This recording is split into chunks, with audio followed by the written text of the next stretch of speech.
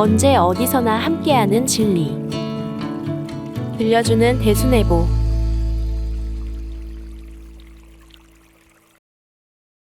살포정과 승달산 호승의 불혈 답사기. 또 하루는 상제께서 공우에게 태인 살포정 뒤에 호승예불을 써주리니 역군을 먹일 만한 술을 많이 빚어 놓으라 이르시니라. 공우가 이르신 대로 하니라. 그 후에 상제께서 장사를 지내 주리라고 말씀하시고 종도들과 함께 술을 잡수시고 글을 써서 불사르셨도다. 상제께서 지금은 천지의 수기가 돌지 아니하여 묘를 써도 발음이 되지 않으리라. 이후에 수기가 돌 때 땅 기운이 발하리라고 말씀하셨도다. 정경의 살포정 또는 살포정 주막이 등장한다. 이곳은 주로 상제님께서 차윤경과 김경학 등 종도들을 만나기로 약속하는 곳이었다. 위 공사 3장 20절에 태인 살포정 뒤에 명당인 호승예불을 써준다고 하셨다. 그래서 사전조사 후 살포정 마을터 주변과 상제님께서 언급하신 호승예불열 명당이 있는 전남 무안 승달산을 답사하였다. 정경 지명의 지역 주소는 시, 군, 구, 읍, 면, 동, 리의 형태로 대부분 고부군 우덕면 갱망리와 같이 맨 마지막에 하위 행정구역 단위인 리가 붙는다. 그런데 태인 살포정을 비롯하여 김제 오동정, 정읍 노송정과 같이 정자를 붙여 쓰기도 한다. 함안 방구정과 밀양 종남산 영성정 같은 경우는 정자의 이름이지만 살포정과 오동정, 노송정은 정자를 의미하는 말이 아니다. 여기에 쓰인 정은 동이나 리와 같은 뜻인 마을을 나타내는 단위로 사용되었다. 한국 지명 총남의 살포정이 살포리 혹은 사포리라고 기록된 것을 보면 마을을 의미한다는 것을 명확히 알 수 있다. 한국 지명 총남과 한국 향토 문화 전자 대전을 보기 전에는 살포정이 마을에 있는 정자의 이름이라 생각했었다. 살포정이 정자가 아니라 살포리를 의미한다는 것을 알게 된 후 서둘러 살포정의 위치를 확인하기 위해 새벽 일찍 출발하였다. 살포정은 국도 1호선 태인과 정읍 간 우산교차로가 있는 정읍대로 일대와 주유소 인근 자리에 있었다. 살포정은 상제님 제세시 고부군 장순면이었다가 1914년 이후엔 정읍군 우순면에 속하게 되었다. 그러나 정경의 태인 살포정이라고 기록되어 있는 이유는 이곳이 태인 생활권이었기 때문으로 보인다. 지도 1의 대동여지도는 1895년 이전 태인현, 정읍현, 고부현의 경계가 나오는데 살포정은 이 세 곳이 접하는 지역이다. 1910년 지도인 지도 4를 보면 살포정은 정읍과 태인을 오가는 길목에 있었음을 알 수 있다. 살포정이 정읍과 태인의 경계선에 있었지만 산을 넘어서 가야 하는 정읍보다 평지로 이어진 태인 쪽이 더 접근성이 좋았기 때문에 당시 사람들은 태인 살포정이라 불렀던 것으로 생각된다. 마을 사람의 인터뷰에 의하면 옛날에 바닷물이 들어왔을 때 모래가 많은 포구라고 하여 사포 또는 사포정이라고도 불렀다고 한다. 살포정 마을이 없어진 시기를 명확히 알 수 없으나 간척 사업으로 강은 천으로 바뀌고 주변은 농지가 되었다. 전에 살포정과 주막터, 우산리 147번지를 처음 답사했을 때는 모래가 많은 포구였다는 말을 들어서인지 주변이 횡하니 사막같이 느껴졌었다. 도로와 밭, 논 외에는 보이는 것이 없었기 때문이다. 10여 년이 지나고 이번에 답사했을 때도 여전히 횡해 보였지만 살포정 뒤에 무엇이 있었는지 사전 조사를 하고 답사해서인지 달리 보였다. 현재 살포정이란 마을이 사라지고 없지만 인터뷰 내용과 지도 2의 1915년에 생산된 조선총독부 임시토지조사국 지적도를 보면 정읍군 우순면 우산리 144에서 151번지 등의 일대가 살포정이었을 것으로 추정된다. 밭을 포함하여 몇 가구의 집이 있는 작은 규모의 마을이었던 것 같다. 지도 3을 보면 살포정에 주막터가 있었던 곳은 정읍군 우순면 우산리 147번지이고 이 뒤로 산이 있었음을 알 수 있다. 산을 넘어 정우면 장순리 송내마을로 가는 산길을 살포정 고개라고 하였다. 비록 마을은 사라졌지만 예부터 다니던 작은 길은 지금도 남아 있었다. 일행이 타고 간 차량이 지나갈 정도의 좁은 길이었다. 지적도대로라면 살포정 고개의 입구에 살포정 주막이 있었던 것이다. 옛날에는 이와 같이 주로 마을이 시작되는 곳이나 산으로 오르기 전 또는 후의 지점에 주막이 있었다. 주막은 끼니를 때우거나 휴식처 또는 약속 장소로 널리 사용되었다. 상제님께서도 천지공사를 행하시며 다니실 때 여러 마을의 주막을 자주 들르셨다.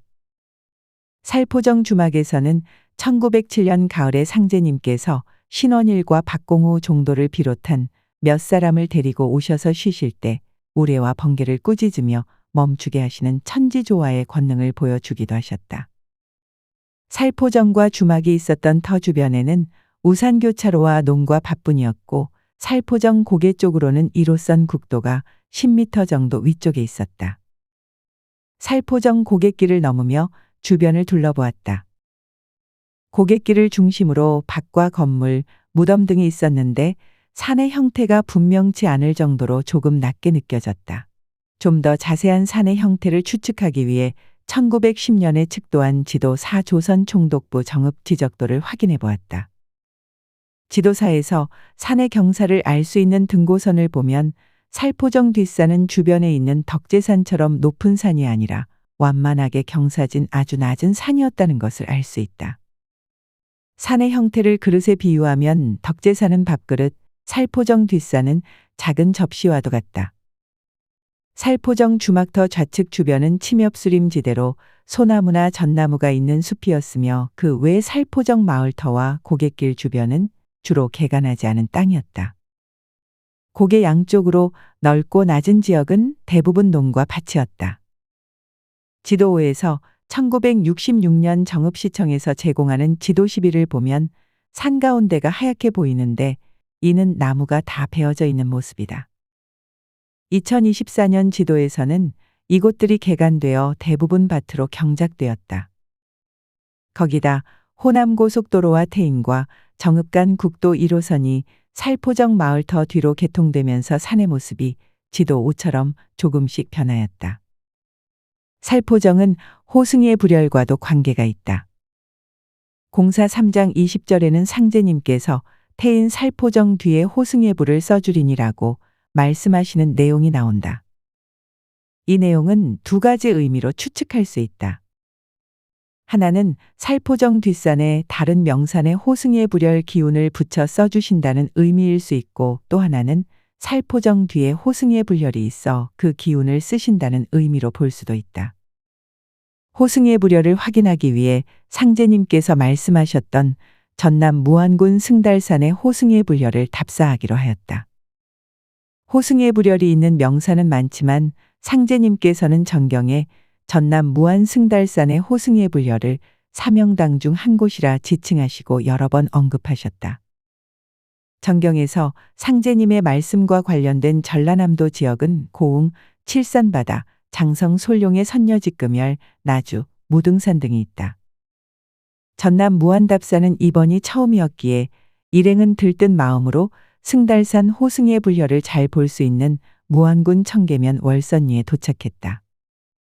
승달산은 백두대간에서 서남부로 이어지는 마지막 지류의 산으로 남도의 바닷가에 위치한 호남 제1의 승지이다. 승달산의 이름은 고려 인종 때 승달산에서 수행한 원나라 원명 스님과 그의 제자 500여 명이 함께 깨달음을 얻었다는 데서 유래했다.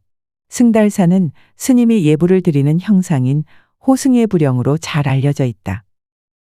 그런데 승달산 아래 호승의 불열처는 지금도 그 위치가 불분명하다. 먼저 호승의 불열의 형태를 알기 위해 명당도, 도선국사 명당도 등의 도서와 연구된 논문을 찾아보고 답사하였다. 동양지리학에서는 산을 용으로 비유하여 산맥을 용맥이라 부른다. 혈에는 용이 몸을 서리고 머무르고 있는 듯이 생기가 집중적으로 모여 있다. 혈을 품고 있는 용맥의 형태는 동물의 형상을 가장 좋다고 하는데 완만하게 움푹 파인 이곳 호승의 불혈을 명당도에서는 곰슬개가 늘어진 듯하다고 표현하였다. 한국 최초의 풍수시조이자 승려였던 도선은 무한 승달산 호승의 부령을 여러 제자 가운데 늙은 스님이 스승께 문안 인사드리는 형이라고 보았다. 승달산은 스승을 향해 팔을 뻗은 노승의 팔폭장삼을 중심으로 용맥이 좌우 좌청룡 우백호로 뻗어나가는 형상이라고 한다. 폭이 넓은 팔폭장삼의 형태는 크고 작은 산들이 겹겹이 사이좋게 어우러져 마을과 월선 저수지를 포근하게 감싸고 있는 모습으로 나타나 있었다. 주산인 승달산 맞은편에 있는 안산은 염주에서 떨어진 하나의 구슬에 속한다. 물론 풍수를 보는 이에 따라 안산을 목탁이라 보기도 한다. 혈자리와 가장 가까이 있는 낮은 산이 동그란 형태로 단아하게 있어서 신비로웠다. 안산 바로 뒤에 있는 산들은 조산으로 귀인을 의미한다. 살이나 바람을 막아주는 역할을 하는 조산은 부처 형상의 산으로 보기도 한다. 풍수에 대해 잘 모르지만 사진 3의 승달산 용매 크름 및 산도와 도선국사 명당도에 기록된 승달산의 호승의 불열 설명을 사진사와 비교하며 현지에서 보니 정말 유사해 보였다. 더욱이나 편안함과 아늑함을 주어 길한 곳이라 여겨졌다. 이와 비교하면 살포정 일대에서는 이러한 호승의 불혈의 형국을 찾아보기 어려웠다. 그래서 명확하진 않지만 정경의 태인 살포정 뒤에 호승의 불을 써주리니 라는 상제님의 말씀은 살포정 주변 어딘가에 호승의 불혈의 지기를 붙이셨다는 의미가 아닐까 생각되었다. 이번 답사를 통해 살포정이 정자가 아닌 마을 지명이었음을 알 수 있었다. 비록 살포정이 사라져서 아쉬웠지만 살포정 주막터와 살포정 고개를 확인할 수 있어 감회가 새로웠다. 무안의 승달산 호승의 불혈을 확인하기 위해 답사를 한 것은 이번이 처음이었다.